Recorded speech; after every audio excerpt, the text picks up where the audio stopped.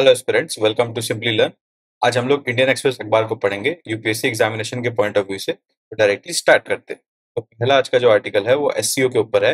Shanghai cooperation organisation, उनका defence ministers का meeting हुआ है न्यू दिल्ली में। उसमें राजनाथ सिंह जी ने, जो इंडिया के डिफेंस मिनिस्टर है, उन्होंने शंघाई कोऑपरेशन ऑर्गेनाइजेशन के जो अदर डिफेंस मिनिस्टर के मेंबर्स हैं उनको बताया कि हमें कलेक्टिवली वर्क करना पड़ेगा टेररिज्म को पूरी तरह से एलिमिनेट करने के लिए। फिर जो हम इंडिया का ऑब्वियस सी बातें होती है टेररिज्म के लिए कि हमें किसी प्रकार का टेररिस्ट एक्टिविटी को सपोर्ट नहीं करना, ये एक मेजर क्राइम है ह्यूमैनिटी के अगेंस्ट।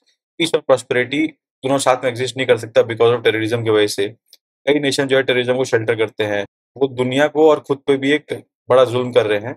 रेडिकलाइजेशन ऑफ यूथ जो है एक मेजर कॉज ऑफ कंसर्न है। तो यहाँ पे जैसे मैं पढ़ते जा रहा हूँ, आपके लिए बस रेफरेंस के लिए बता रहा हूँ। रेडिकलाइजेशन ऑफ यूथ, टेररिज्म, ये सब जो है इंडिया और वर्ल्ड के लिए मेजर सिक्योरिटी चैलेंजेस है। इनको रिजॉल्व करना वर्ल्ड के लिए इंपॉर्टेंट है। तो इस संदर्भ में एससीओ डिफेंस मिनिस्टर्स मीट में राजनाथ सिंह ने बात किया।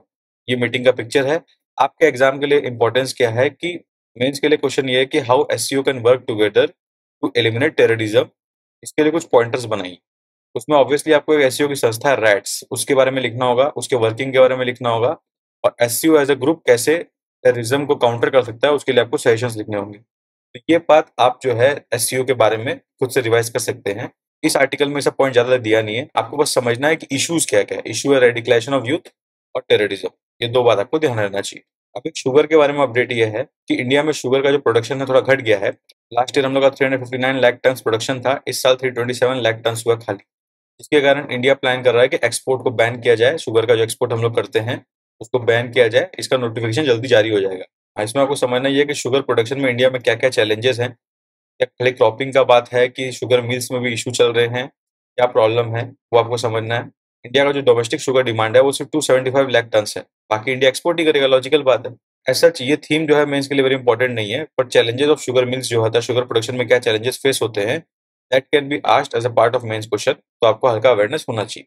हमेशा की तरह घूम फिर के हम लोग अपने एक्सप्लेन पेज पे आए थे, क्योंकि बाकी कोई पेज में दम का न्यूज है ही नहीं। एक्सप्लेन पेज में थोड़ा रेफरेंस आप ले सकते हो।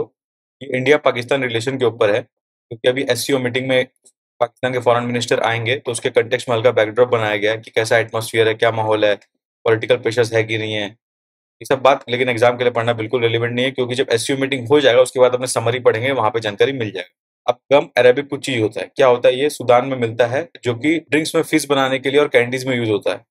तो गम अरेबिक क्या होता है, ये वाला पार्ट आप रीड कीजिएगा इसमें, क्योंकि 70% of world supply of gum Arabic जो होता है वो अकाशिया ट्री से आते हैं, जो साहिल रीजन में मिलते हैं, जो सूडान से होकर गुजरते हैं, जो कि अफ्रीका का थर्ड लार्जेस्ट कंट्री है। तो ये आपको अवेयरनेस होना चाहिए कि 70% ऑफ वर्ल्ड एक्सपोर्ट्स, ये समझ रहे हो कितना बड़ा बात है। अब ये मुद्दा कितना सीरियस, आप ये समझ सकते हो कि कंपनी जो है पेप्सी, कोक, ये सब कंपनी जो है, ये गम अरेबिक के बिना एग्जिस्ट ही नहीं कर सकती। तो गम अरेबिक के बारे में आपसे प्रीलिम्स में पूछा जा सकता है डेफिनेटली कि गम अरेबिक क्या है, इसका क्या यूज है, कहाँ पे ग्रो होता है, ऐसे स्टेटमेंट आ सकते हैं। इस रेलेवेंस से आपको हल्का जानकारी होना चाहिए इसके बारे में। फिर ये आर्टिकल हेल्थ के ऊपर एक्सप्लेन्ड है कि इंडिया अपना हेल्थ पे एक्सपेंडिचर कैसे करता है। लोगों का आउट ऑफ पॉकेट एक्सपेंडिचर जो है थोड़ा घट रहा है। प्राइवेट हेल्थ इंश्योरेंस पे पहले हम लोगों ने काफी इन्वेस्टमेंट किया है। ये जो एस्टिमेट हम लोग देख रहे हैं निकाला है national health account estimate data के द्वारा। तो ये आर्टिकल मैं सजेस्ट करूंगा आप लोग रेलिवेंटली पूरा पढ़ें। इसमें मेन फाइंडिंग्स दिया हुआ फर्स्ट यहाँ पे, फिर गवर्नमेंट ने जो एक्सपेंडिचर किया प्लस लोगों ने जो अपने पॉकेट से एक्सपेंडिचर किया उसका एनालिसिस है थोड़ा सा। खासकर ये मेन फाइंडिंग्स तो जरूर पड़िएगा, अगर टाइम नहीं है तो। फिर सेकंड में आप ये वाला पार्ट पढ़ सकते हो, और स्टेट का हेल्थ पे स्पेंडिंग कैसा रहा, इंश्योरेंस पे कैसा स्पेंडिंग रहा, ये सब सारा पार्ट आपको डेफिनेटली खुद से रीड करना चाहिए। इसीलिए ये एक्सप्लेन पेज भी मैं टेलीग्राम ग्रुप में शेयर कर दूंगा, जहाँ पे आप इसको आराम से रीड कर सकते हैं। अब मलेरिया वैक्सीन के रिसर्च पे थोड़ा जानकारी ये है कि थोड़ा उम्मीद दिख रहा है, पर चैलेंजेस कई सारे हैं।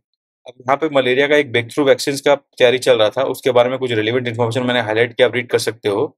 यहाँ पे फिर दूसरा वैक्सीन R21, यहाँ पे पहले RTS.S का बात चल रहा है, तो यहाँ पे R21 का बात चल रहा है। तो RTS.S तो डेफिनेटली पढ़िए, फिर हो सके तो सेकंड में R21 के बारे में हल्का रीड कर लेंगे तो आपको अच्छा रहेगा, और अवेयरनेस बनेगा। देखिए जब से पैंडेमिक हुआ है तब से वैक्सीन पे इंपॉर्टेंस काफी बढ़ गया है। तो ये आर्टिकल एक बार पढ़ ले से अगर आपको रेलेवेंस मिलता है तो ये वाला पार्ट ब्रेक थ्रू वाला और सेकंड में R21 के बारे में डेफिनेटली यहाँ तक आप पढ़ सकते हो, जिससे आपको हल्का आइडिया मिल जाए। फिर एडिटोरियल पेज में आज भी कुछ काम का जानकारी है नहीं। वर्ल्ड पेज में एक बात जानने लायक इंपॉर्टेंट है, जो दिन भर के झमेले के बाद, वो ये है कि अर्थ इन हॉट वाटर, इसमें सडन वरी क्यों पैदा हो गया, क्योंकि वर्ल्ड का जो ओशन सी सरफेस टेम्परेचर है वो जंप कर गया 2/10 time of a degree Celsius, यानी कि 1/5 डिग्री टेम्परेचर इंक्रीज कर गया सिर्फ एक हफ्ते में, जो कि बहुत बड़ा बात है। अपने आप में बहुत बड़ा सिग्निफिकेंस मैटर रखता है। तो लोग सब स्पेकुलेट कर रहे हैं कि इसके पीछे एल नीनो का हाथ हो सकता है, क्योंकि एल नीनो अभी तक कंफर्म नहीं किया गया, अगले 1-2 महीने में कंफर्म कर दिया जाएगा। पर 3 साल लगातार ला लीना के बाद सडनली जो एल नीनो वाला एक्टिविटी हो रहा है, ये ग्लोबल एक्टिविटी है, ग्लोबल स्केल पे एक एक्सट्रीम इवेंट है, तो इसलिए सिग्निफिकेंट है जानना। तो आप लोगों को एल नीनो ना नीनो के कंटेक्स्ट में इसको हल्का रीड करना है। मैंने कुछ रेलिवेंट बात हाईलाइट कर लिया है, आप डेफिनेटली इसको रीड कीजिए। ज्योग्राफी के टर्म्स में क्लाइमेट चेंज के पॉइंट ऑफ व्यू से समझना वेरी इंपॉर्टेंट। आज बहुत दिनों बाद इकोनॉमी पेज में कोई ढंग का न्यूज़ नहीं है। तो दिस वाज इट, यही था आज के न्यूज़पेपर में जानने लायक इंपॉर्टेंट बातें। बेसिकली अगर आज का पेपर हम नहीं भी पढ़ोगे तो कोई दिक्कत नहीं होगा, क्योंकि ऐसा बहुत ज़्यादा रिलेवेंट कोई न्यूज़ नहीं आ गया। स्किप भी कर सकते हो अगर टाइम कम है तो आपका। पर अगर आपने पढ़ा है, ये वीडियो देखा है आपने, तो आप जो-जो की बात मैंने बताई है वो ध्यान रख सकते हो। That's it, nothing more important for exam. I hope आपको इनिशिएटिव अच्छा लगा हो। If you like the initiative then हमारे चैनल को लाइक करें, सब्सक्राइब करें। तब तक के लिए best wishes for the examination.